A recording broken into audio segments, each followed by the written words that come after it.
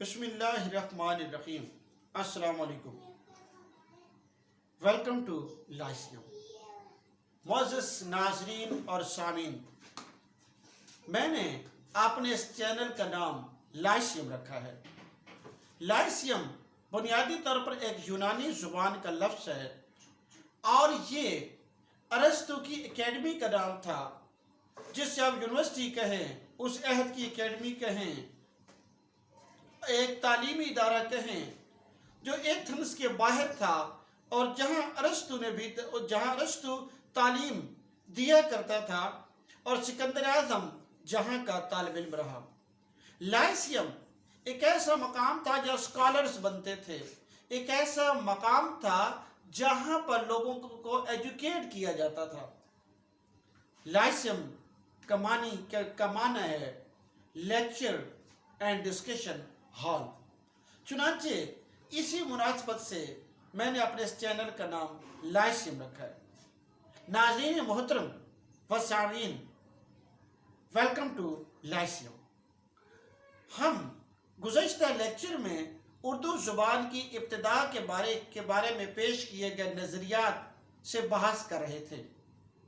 ناظرین محترم، گزشتہ لیکچر میں ہم نے اردو نظریات کی ابتدا کے بارے میں جن نظریات کے اوپر بحث کی تھی وہ ان لوگوں نے پیش کیے تھے جنہیں باقاعدہ طور پر ماہر لسانیات نہیں کہہ سکتے، اور ان نظریات کو میں نے کہا تھا کچے پکے نظریات۔ ان نظریات کے اوپر آج کے ماہرین لسانیات کوئی بنیاد نہیں رکھتے، لیکن ان نظریات کی دین یہ ہے، وہ بھلے میر امن دہلوی ہوں، انشاء اللہ خان انشاء ہوں یا کوئی اور، ان نظریات کے دین یہ ہے کہ انہوں نے کم از کم ماہرین لسانیات کو اس طرف متوجہ کیا اور انہوں نے اردو زبان کی ابتدا کے بارے میں مباحث شروع کر دی۔ ناظرین محترم، آج کے اس لیکچر کا جو آغاز ہے وہ محمد حسین آزاد کے نظریے سے کرنا چاہتے ہیں۔ محمد حسین آزاد کی کتاب آب حیات ہے، جسے زندہ نثر کہا جاتا ہے۔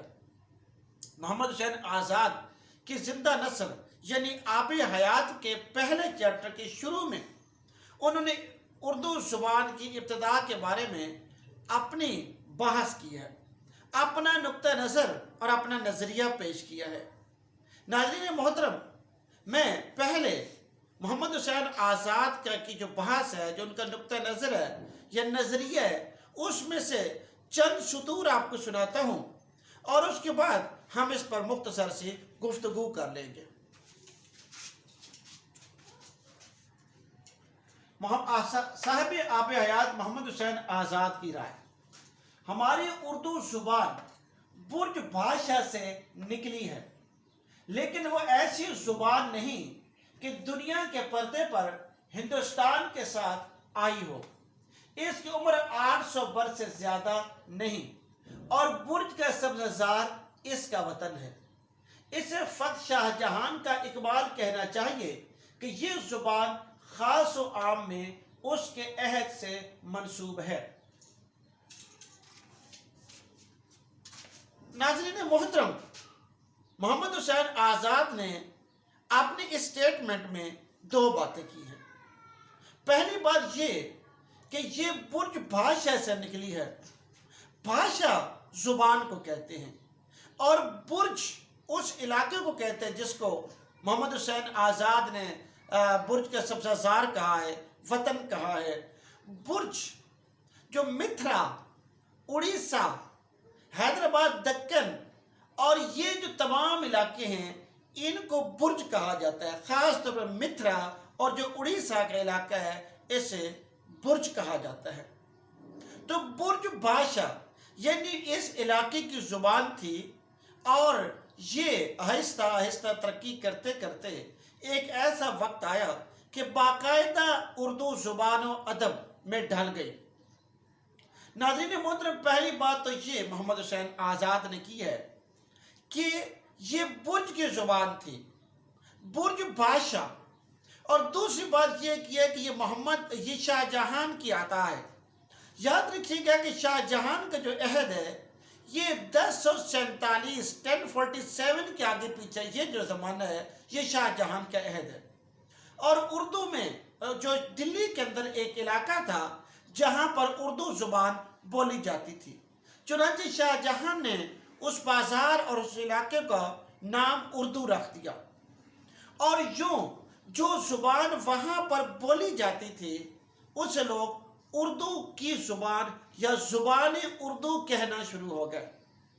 لیکن یہ بات بھی اپنی جگہ اہمیت کی حامل ہے اور یاد رکھنے کے قابل ہے کہ پروفیسر سہیل بخاری بحث کرتے ہوئے کہتے ہیں کہ اردو کی ابتدا کے بارے میں جو مختلف لسانی مباحث کی گئی ہیں، جو نظریات پیش کیے گئے ہیں، اس میں سب سے بڑی غلطی لفظ اردو کی وجہ سے ہوئی ہے کہ اردو زبان کی ابتدا اور لفظ اردو کا آپس میں ربط نہیں ہے. یہ بے شک شاہ جہان نے اس علاقے کا نام اردو رکھ دیا تھا اور اسی وجہ سے وہاں کی بولی اردو کی زبان یا زبان اردو کہلائی، لیکن بقول پروفیسر سہیل بخاری اردو لفظ کو علیحدہ رکھے اور اس کی ابتدا کے بارے میں جو لسانی مباحث ہے اس کو علیحدہ رکھا جائے. ناظرین محترم، تو محمد حسین آزاد کہتے ہیں کہ یہ 800 سال سے یہ شروع سے نہیں ہے بلکہ 800 سال گزرتے ہیں کہ یہ زبان وجود میں آئی اور ہم اس میں لکھا پڑھی کرنے شروع ہو گئے. آج اس 21ویں صدی میں بہت بڑی تعداد میں، بلکہ میں یہ کہوں گا کہ تمام ماہرین لسانیات محمد حسین آزاد کی اس بات سے متفق نہیں ہیں. شوکت سبزواری نے یہ کہا کہ یہ جو اردو زبان ہے یہ برج بادشاہ کی بیٹی نہیں ہے، کیونکہ محمد حسین آزاد نے اسے برج بادشاہ کی بیٹی کہا ہے. وہ کہتے ہیں کہ یہ ایک ہی زمانے میں تھی، اور وہ کہتے ہیں کہ یہ اس کی بہن ہو سکتی ہے اور لیکن یہ اس کی بیٹی نہیں ہو سکتی. ماہرین لسانیات ڈاکٹر شوکت سبزواری کی اس بات سے بھی متفق نظر نہیں آتے. اس کے بعد آپ دیکھیے پروفیسر مسعود حسن خان نے نظریہ پیش کیا کہ مسلمانوں کی فتح دہلی سے قبل راجپوتی عہد میں زبان کا جو کینیڈا تھا وہ نہ تو برج بھاشا ہے نہ کھڑی بولی، بلکہ اس عہد کی قدیم اب بھرنش روایات میں ذکری ہوئی زبان جس پر راجستھانی کا اثر نمایاں ہے. میں آپ کو پہلے شاید پروفیسر مسعود حسن خان نے یہ بات کی. ہم پروفیسر مسعود حسن خان کی بات کے اوپر بحث کرنے کے بعد ڈاکٹر شوکت سبزواری کے بیان کی طرف جائیں گے، کیونکہ پروفیسر مسعود حسن خان جو ہے وہ اس زبان کو اور بھی قدیم عہد کی طرف لے کر جاتے ہیں. کہتے ہیں فتح دہلی سے قبل راجپوتی عہد میں اس کا جو حیات، اس کا ہیولا، اس کا سٹرکچر تیار ہوا ہے، اور وہ نہ برج بھاشا تھی نہ کھڑی بولی تھی بلکہ قدیم اب بھرنش روایات میں ذکری زبان جس پر راجستھانی کا اثر نمایاں. ان کی کتاب ہے مقدمہ تاریخ زبان اردو، اس میں ان کی یہ سٹیٹمنٹ موجود ہے. اب آپ دیکھیے کہ جو وہ یہ فرما رہے ہیں کہ یہ اب بھرنش روایات میں ذکری زبان ہے. اب بھرنش بولیاں کون سی تھی؟ پراکرت بولیاں کون سی؟ پراکرت کسے کہتے ہیں؟ جو آریہ یہاں پر آیا اردو زبان کا جو ابتدا ہے اس کا بہت کچھ تعلق آریہ کے ساتھ بھی ہے. آریہ تقریباً 1501 سے 1500 قبل مسیح میں وسط ایشیائی ریاستوں سے ہندوستان میں وارد ہوئے تھے. اس حساب سے دیکھا جائے تو تقریباً راؤنڈ اباؤٹ 4000 سال بنتے ہیں کہ وہ یہاں پر آئے تھے. ڈاکٹر وزیر اعظم بھی اردو شاعری کے مزاج اپنی کتاب میں وہ بھی یہی لکھتے ہیں کہ آریہ یہاں پر تقریباً 2500 سال سے 5000 سال پہلے وارد ہوئے تھے. آریہ کی جب یہاں پر آئے تو اس سے پہلے بھی تو یہاں پر زبانیں بولی جا رہی تھی. وہ زبانیں جو بولی جا رہی تھی انہوں نے پراکرت کہا، या अब भर्निश कहा गया उन जुबानों को। प्राकृत का मानी होता है गिरी पड़ी बोलियां, बिगड़ी हुई बोलियां, नाकाबिले इतना बोलियां। प्राकृत अब भर्निश जो थोड़ी सी प्राकृत से थोड़े से जो ऊपर के लेवल पर चली जाती है, जरा बेहतर हो जाती है, तो उसको अब भर्निश कहा जाता है। नाज़रीन मोहतरम, ये आर्य जब यहाँ पर आए तो उन्होंने प्राकृत और अब भर्निश का मतलब उन्होंने कहा ये गैर बोलियां, जिसको हम अंग्रेजी में स्लैंग कह देते हैं कि आम गली मोहल्लों की जुबान है, बिगड़ी हुई बोलियां हैं, इसमें अदब नहीं लिखा जा सकता, इसके अंदर कोई इल्मी और अदबी गुफ्तगू नहीं हो सकती। बहरहाल उन्होंने अब जो हमारे डॉक्टर साहब हैं, डॉक्टर साहब कहते हैं कि ये उस अहद के कदीम अब भर्निश रिवायात में जगड़ी जुबान है। गोया कि वो कदीम की तरफ चले गए। वो कहते हैं, वो कहना ये चाहते हैं कि ये बुर्ज बादशाह से नहीं निकली है, यानी 800 साल पुरानी जुबान नहीं है, ये किसी और जुबान से भी नहीं निकली है, बल्कि ये तो आर्य का जो अहद है जो 2500 से 5000 साल पहले या राउंड अबाउट 4000 साल कबल का है। वो ये कहते हैं कि उस जमाने में जो बोलियां बोली जा रही थी, जिन्हें प्राकृत कहें, जिन्हें अब भर्निश कहें, उनसे इस जुबान का खमीर उठा है, उससे इसके ह्यूला तैयार हुआ है। और ये एक ऐसा नजरिया है कि जिससे डॉक्टर सुहेल बुखारी भी एट सम एक्सटेंट मैं कह रहा हूँ, थोड़ा सा रास्ता बदल के मानते हैं। डॉक्टर वजीर आगा भी किसी हद तक इस तरफ झुकाव रखते हैं। हम आगे इसके ऊपर बहस करते हैं। उसके बाद देखिए कि प्रोफेसर मसूद असल खान, मैंने आपको कहा कि उससे पहले डॉक्टर शौकत समझवारी के मैं आपको नजरिया डिस्कस करता हूँ कि उर्दू हिंदुस्तानी ये खड़ी वैदिक बोलियों में से एक है। हिंदुस्तानी की खड़ी वैदिक बोलियों में से एक है, जो तरक्की करते करते या यूं कहिए कि अदलते बदलते पास पड़ोस की बोलियों को कुछ देते और उनसे कुछ लेते, इस हालत को पहुंची जिसमें आज हम उसे देखते हैं। क्यास किया जा सकता है कि ये मेरठ और उसके नवाह में बोली जाती थी। पाली इसकी तरक्की याफ्ता अदबी और मेयारी शक्ल है। उर्दू और पाली का मंबा एक है। उनकी किताब है उर्दू जुबान का इर्तिका, उसके अंदर उन्होंने ये नजरिया पेश किया है कि हिंदुस्तानी ये खड़ी वैदिक बोलियों में से एक है। वैदिक बोलियां यानी आर्यों के जमाने में जो बोलियां बोली जा रही थी, जो उनकी जुबान थी, उसको वो वैदिक बोलियां कहते हैं। डॉक्टर शौकत समझवारी मौलाना आज़ाद की इस बात से मुत्तफिक नहीं है कि यह बुर्ज भाषा से निकली है। वो इस बात से भी मुत्तफिक नहीं है कि ये खड़ी बोली है, बल्कि वो कहता है कि ये वैदिक बोली है। गोया कि ये उस समय जब आर्य यहाँ पर आए हैं तो यहाँ जो बोलियों का लेन देन हुआ है, जो उनका जुबान के अदल बदल हुआ है, और उस जमाने के अंदर बंदेली बोली जा रही थी, उस जमाने के अंदर पाली बोली जा रही थी, इसी तरह के दो तीन जो बहुत तरक्की याफ्ता सूरतें नहीं थी, वो जुबानें यहाँ पर बोली जा रही थी। तो डॉक्टर शौकत समझवारी ये कहते हैं कि हमारी उर्दू जुबान का ताल्लुक वैदिक अहद से है, यानी आर्य जब आए थे यहाँ पर उस जमाने से है। हाँ, ये अदलते बदलते आहिस्ता आहिस्ता आगे बढ़ती रही। और वो कहते हैं कि मेरठ और उसके इर्द गिर्द जो जुबान बोली जाती थी, जो with the passage of time पाली बन गई। कहते हैं पाली की जो तरक्की याफ्ता सूरत है, पाली जब हम डॉक्टर शौकत समझवारी की किताब का मुताला करते हैं तो वो कहते हैं कि पाली ने भी तरक्की की है और एक ख़ास मकाम बनाया, लेकिन एक ख़ास लिमिट से आगे वो नहीं बढ़ी है। उस पाली के अंदर अदब लिखा गया और जब वो अदब लिखने के काबिल हो गई तो वो उस मकाम पर रुक गई, उससे आगे नहीं बढ़ी है। और उस पाली से आगे जो है उर्दू जुबान की सूरत में आ गई। और यूं जो तरक्की याफ्ता सूरत है, वो कहते हैं फरमाते हैं कि आप देखिए, मैं आपको कि पाली इसकी तरक्की याफ्ता, उर्दू और पाली का मंबा एक है, कि उर्दू और पाली का मंबा एक है। कौन सा मंबा एक है? उन्होंने स्टार्ट में बता दिया है कि वो खड़ी वैदिक बोलियां हैं جو جب 2-4 ہزار سال پہلے بولی جا رہی تھی، ان کا وہ مرکز ہے. پالی بھی وہاں سے پیدا ہوئی ہے، اردو بھی وہاں سے پیدا ہوئی ہے. انہی زبانوں سے آریہ یہاں پر آئے. ان کی زبان تھی جو یہاں دراوڑ بول رہا تھا. آریہ سے پہلے یہاں پر جو لوگ رہتے تھے وہ دراوڑ قوم کہلاتی تھی، جو دراوڑی زبانیں بولی جا رہی تھی. ان کا جو مکسچر تیار ہوا، ان کا جو ہیولا تیار ہوا ہے، جو ایک آمیزہ تیار ہوا، اس سے پالی بھی پیدا ہوئی، اردو بھی پیدا ہوئی.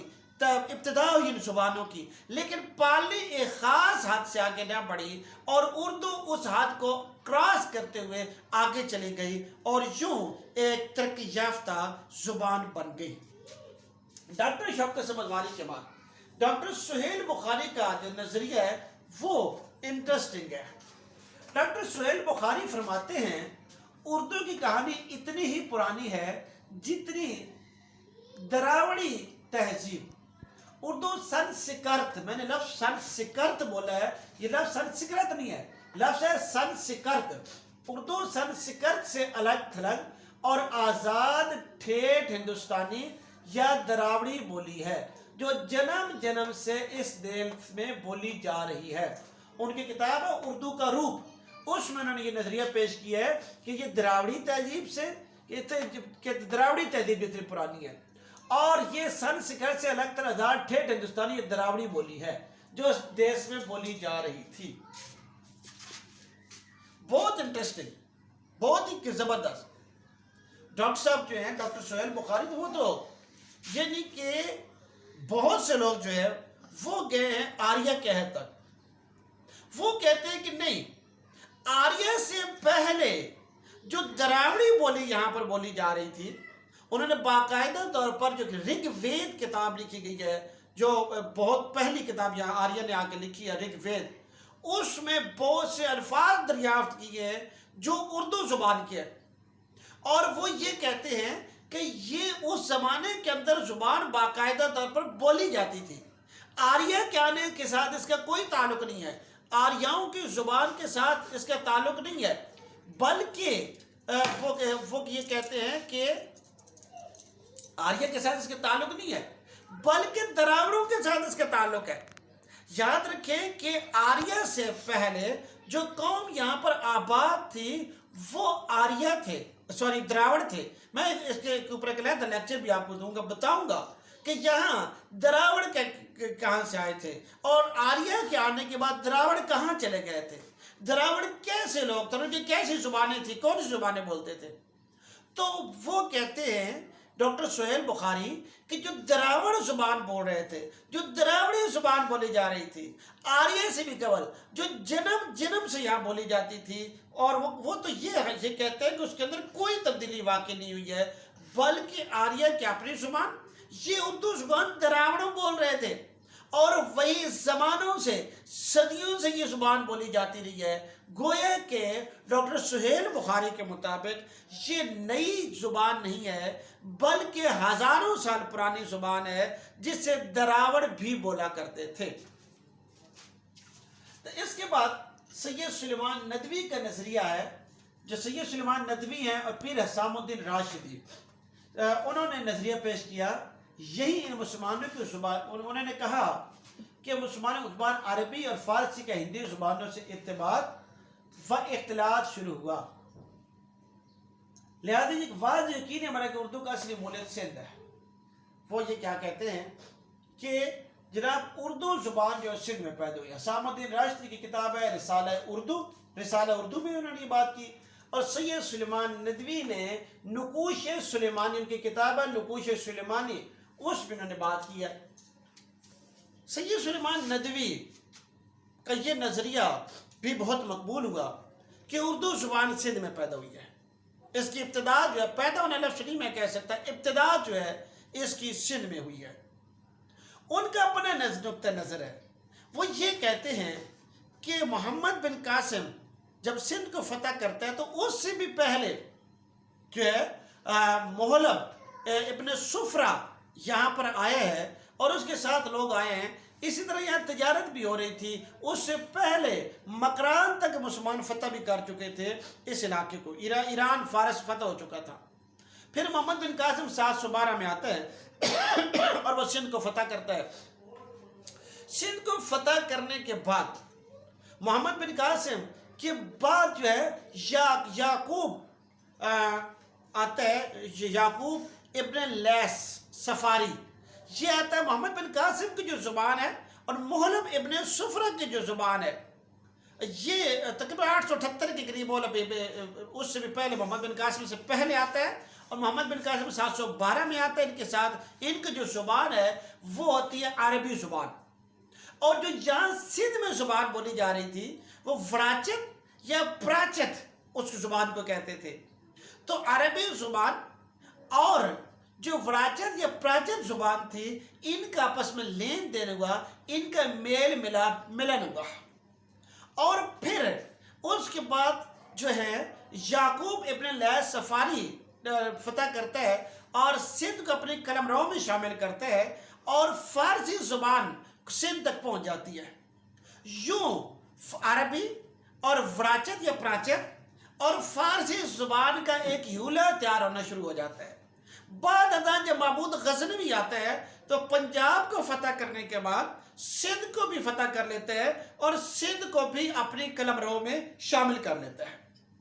यूं अरबी ज़ुबान मोहम्मद याद रहे कि महमूद गज़नवी जो ज़ुबान लेकर गया है वो भी फारसी ज़ुबान थी। यूं और यहाँ पर वराचत या प्राचत, अरबी ज़ुबान और फारसी ज़ुबान, इनका एक स्ट्रक्चर तैयार होता है, एक ह्यूला तैयार होता है, और यूं वही ह्यूला होता है, वही स्ट्रक्चर होता है, वही के स्टार्ट के कनाडा जो कि एक बनता है, और बाद वहीं से उर्दू ज़ुबान की इब्तिदा हो जाती है। और यही बात जो है सैयद सुलेमान नदवी भी कहते हैं, पीर असामुद्दीन राशिदी भी ये बात करते हैं। और फिर एक और नज़रिया भी है जो बड़ा मुतनाज़ फी भी रहा है, और वह ऐनुल हक फरीद कोटी। इन्होंने एक नज़रिया पेश किया, उर्दू ज़ुबान की बुनियादें वादी सिंध ही में उस्तवार हुई हैं, और इसके सिलसिले नसब पंजाबी, अब भनिश और मकामी पराकरत से होता हुआ कदीम हड़प्पाई अहद की ज़ुबान से जा मिलता है, जो कि आर्याओं की आमद से कबल वादी सिंध में मुरव्वज थी। और ये कहना मौजू होगा कि सर्फ और नाव के लिहाज से पंजाबी के अलावा कोई ज़ुबान उर्दू से गहरी मुताबिकत नहीं रखती। ये किताब है उर्दू ज़ुबान की कदीम तारीख, जिसमें उन्होंने ये नज़रिया पेश किया है।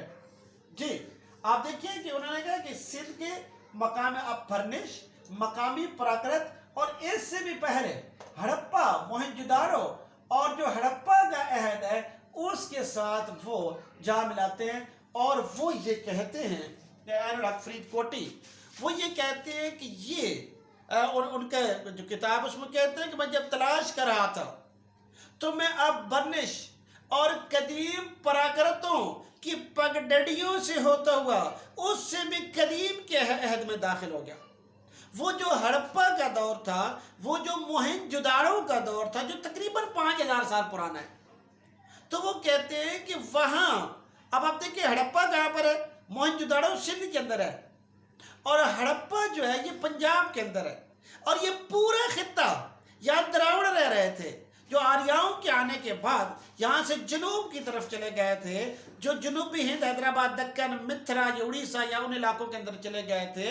तो वो ये कहते हैं ऐनुल हक फरीद कोटी कि ये जो ज़ुबान है यहाँ पर अब बरनी से भी पहले, पराक्रत से भी पहले, इस अहद से भी पहले जो द्राविड़ बोल रहे थे ज़ुबान, जो कि हड़प्पा के अंदर बोली जा रही थी, जो ज़ुबान मोहनजोदाड़ो के अंदर बोली जा रही थी, वही उर्दू थी। और उसी से जो है एक ह्यूला तैयार होता है, और with the passage of time ये आहिस्ता आहिस्ता तरक्की करता करता उर्दू की सूरत में ढल जाता है।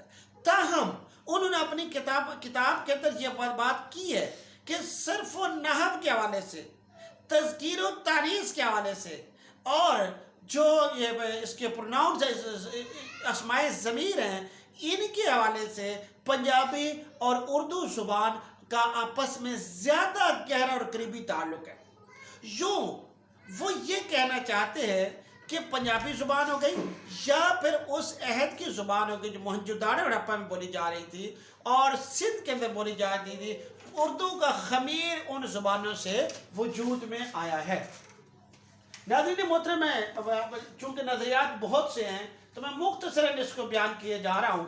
اور ڈاکٹر وزیر اعلیٰ نے ایک اور زبردست بات کی کہ وادی سندھ کی تہذیب کی لپی یعنی زبان لپی دائیں سے بائیں جانب کو لکھی گئی۔ ان کی کتاب ہے اردو شاعری کا مزاج، شاعری کا مزاج نہیں، اردو شاعری کا مزاج۔ ان کی کتاب ہے اردو شاعری کے مزاج، اس میں انہوں نے یہ بات کی کہ لپی زبان وادی سندھ میں ہڑپا اور موہنجودڑو کے زمانے کے اندر جو لپی لکھی گئی، جو زبان لکھی گئی، ابھی تک پڑھی نہیں جا سکی، لیکن ڈاکٹر وزیر آغا یہ کہتے ہیں کہ وہ دائیں سے بائیں کو لکھی گئی۔ اور وزیر آغا جو ہے اپنی کتاب جو اردو شاعری کے مزاج ہے اس میں نظریہ پیش کرتے ہیں کہ جو اردو زبان ہے آریاؤں کے آنے سے اس کا تعلق بنتا ہے۔ وہ یہ کہتے ہیں کہ 2.5 سے 5,000 سال قبل آریہ وسط ایشیائی ریاستوں سے جتھوں کی صورت میں وارد ہوئے اور یہاں دراوڑ تھے، دراوڑی زبان بول رہے تھے۔ دراوڑ بڑے شریف لوگ تھے، لڑائی جھگڑے والے نہیں تھے۔ آریہ جو ہے ان کا مزاج لڑک ذرا جنگجوانہ مزاج تھا، تو انہوں نے مارا پیٹا، کچھ غلام بنایا، کچھ یہاں سے بھاگ گئے، لیکن زبانوں کا لین دین ہوا۔ جو دراوڑ زبان بول رہے تھے جو پھر غلام زبان بن گئی تھی، اور مطلب ہے کہ غلاموں کی زبان بن گئی تھی، اور آریہ جو زبان بول رہے تھے جو آقاؤں کی زبان بن گئی تھی، ان کے میل ملاپ سے، دراوڑوں اور آریاؤں کے زبانوں کے میل ملاپ سے with the passage of time، صدیوں کے عدل بدل سے وہ کہتے ہیں اردو زبان کی ابتدا ہو گئی۔ یہ ڈاکٹر وزیر آغا کا نظریہ ہے، اور اس نظریے سے ڈاکٹر انور سدید بھی متفق نظر آتے ہیں۔ اردو ادب کی مختصر تاریخ میں انہوں نے ان تمام نظریات کو سم اپ کرتے ہوئے لکھا، میں آپ کے سامنے پیش کرتا ہوں۔ آریاؤں کی آمد سے پہلے جو بولیاں برصغیر میں بولی جاتی تھی ان کا وجود آریاؤں کی آمد کے بعد بھی قائم رہا۔ اس لسانی ڈھانچے میں آریاؤں نے نئے الفاظ کا اضافہ کیا۔ سنسکرت زبان کو آریائی سرپرستی حاصل ہو گئی اور اس کا رابطہ عوام سے بتدریج کٹتا چلا گیا۔ مقامی زبانوں کو نفرت سے پراکرت اور اپبھرنش کہا گیا، لیکن جب مسلمانوں کی آمد شروع ہوئی اور اس قوم نے شمال میں طویل قیام کے بعد جنوب کی طرف پیش قدمی کی تو مقامی زبان کے ذخیرے میں عربی، فارسی اور ترکی الفاظ کا خاطر خواہ اضافہ ہوا۔ اس کی نئی مخلوط صورت کو مختلف اوقات میں مختلف ناموں سے یاد کیا گیا۔ یہ زبان اردو تھی جس کی خام صورت سندھ اور پنجاب میں مرتب ہوئی۔ شاہ جہان آباد میں یہ زبان پروان چڑھی، دکن میں اس کا ادب پیدا ہوا، پھر اس نے شمال کی طرف مراجعت کی جہاں کلاسیکی انداز میں اس کی آرائش و زیبائش کی گئی، اور 1947 عیسوی میں جب نئی سیاسی حد بندیاں عمل میں آئیں تو یہ زبان اپنے حقیقی وطن پنجاب و سندھ میں واپس آ گئی۔ ناظرین محترم، جو اب تک ہم نے مباحث کی ہیں، کوئی کہتا ہے کہ یہ پالی سے پیدا ہوئی، کسی نے کہا یہ برج بھاشا کی بیٹی ہے، کسی نے کہا نہیں یہ مرہٹی عہد سے اس کے تعلق ہے، کسی نے کہا نہیں یہ دراوڑوں کے زمانے سے ہے۔ مختلف نظریات، مختلف ماہرین لسانیات نے مختلف نظریات پیش کیے اور اسی کو سم اپ کیا ہے ڈاکٹر انور سدید نے۔ میرا خیال ہے آج کا جو لیکچر ہے اس میں آپ کچھ نہ کچھ سمجھ گئے ہوں۔